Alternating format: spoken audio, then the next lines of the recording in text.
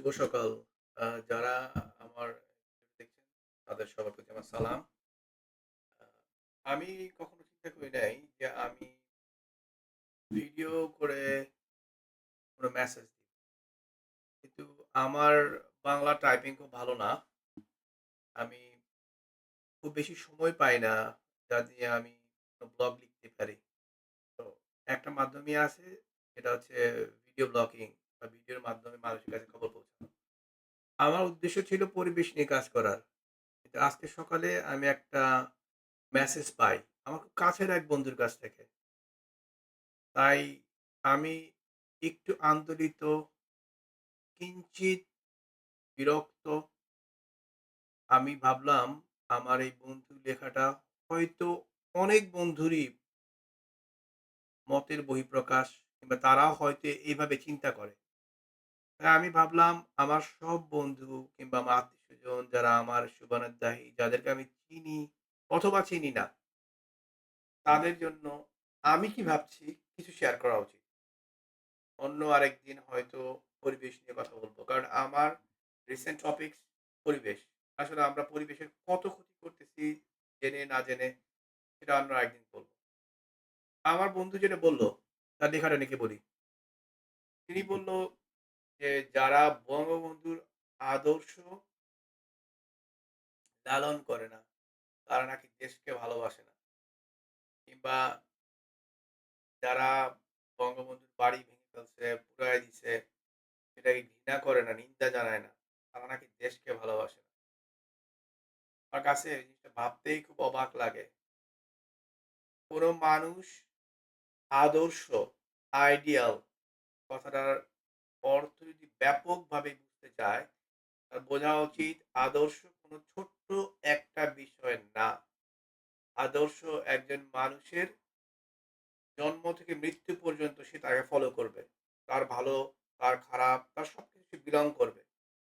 কিন্তু পৃথিবীতে এমন কোন মানুষ কি আছে যাকে আমরা ধারণ করতে পারি, যে কোনো ভুল করে নাই, যাকে কোনো ভুল নাই?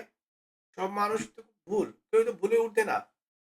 আমি যদি বলি শেখ মুজিবুর রহমান, বঙ্গবন্ধু কিংবা জিয়াউর রহমান, আমি যার কথাই বলি, কেউ কি ভুলের ঊর্ধ্বে? কারো কি ভুল ছিল না? আমি আরেকটা কথা বলে নেই, আমি কোন দলের সাথে জড়িত ছিলাম না। আমি কোন দলের সাথে এখনো জড়িত নাই। কিন্তু আমি একজন মুসলমান। আমি এটা বিশ্বাস করি।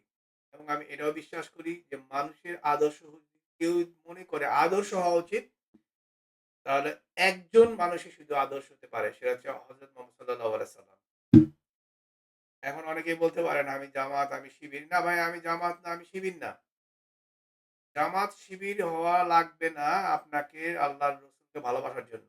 আপনি একজন মুসলমান, এটা আপনার সবচেয়ে ১ম পরিচয় হওয়া উচিত। এরপরে আপনি কাউকে পছন্দ করতে পারেন, নাও করতে পারেন।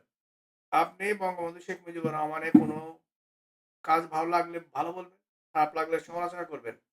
তার কারণ তিনি মানুষ ছিলেন। তার ভুল হতেই পারে। কিন্তু হযরত মুহাম্মদ সাল্লাল্লাহু আলাইহি সাল্লাম পিস বি আপন হিম, তার কাছে আল্লাহর ওহী আসতো যে আপনি এটা করবেন, এটা করবেন না। যে কারণে তার ভুল করার সুযোগ ছিল না। তাই তার জীবনে কোনো ভুল নাই। আদর্শ যদি কেউ হয়, তাহলে আমি তাকে আদর্শ হিসেবে নিব। অন্য কাউকে না। আর তাই আমি ওই বন্ধুদের জন্য বলতেছি, আপনারা যারা মনে করেন যে বঙ্গবন্ধুর আদর্শ যদি কেউ ধারণ না করে, সে দেশকে ভালোবাসে না, এটা সঠিক না। প্লিজ এই ধারণা থেকে বের হয়ে আসুন। সেকেন্ডলি, আরেকজন লিখলেন যে বঙ্গবন্ধুর বাড়ি ভাঙা হইছে। ভাই, বঙ্গবন্ধুর বাড়ি ভাঙা হইছে, আমার বাড়ি ভাঙা হোক, আপনার বাড়ি ভাঙা হোক, কোন বাড়ি ভাঙাই তো ভালো কথা না। বাড়ি কেন ভাঙবো? আজকে আপনার মনে হচ্ছে আপনি একটা মানুষ ধরে পিটাবেন। কালকে আরেকজনের হাত ভাঙবেন, পরশু একজনের পা ভাঙবেন। এই জন্য তো দেশ স্বাধীন হয় নাই। মানুষ স্বাধীনভাবে তার কথা বলবে। আপনার আমার কথা ভালো নাই লাগতে পারে। আপনি শুনবেন না। আপনি Facebook অফ করে দেন। আপনি YouTube বন্ধ করে দেন। আপনি শোনার জন্য কেউ বাধ্য করে নাই। কিন্তু আপনি আমাকে বকা দিতে পারেন না। আপনার বুঝতে হবে কোনটা স্বাধীন এবং কোনটা পরাধীন। কোনটা বলা যায় এবং কোনটা বলা যায় না। কোনটা স্বাধীনতা এবং কোনটা স্বাধীনতা না। মুসলমানের সাথে যদি আপনি নিজেকে বাঙালি সংস্কৃতির একটা সম্মিলন ঘটাতে চান, তাহলে আপনার দ্বারা তো কোনো অভদ্র, অশালীন কাজ কথা বলা সম্ভব না।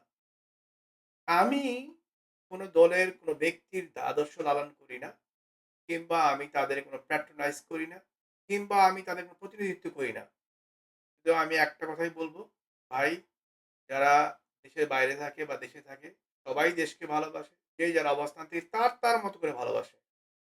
কাউকে আদর্শ হিসেবে না নিলেই তার দেশকে ভালোবাসে না, এটা কখনো হতে পারে না। কাজেই এই জাতীয় চিন্তা যারা করেন, তারা আশা করি কিন্তু বেরিয়ে আসবেন। আসসালামু আলাইকুম।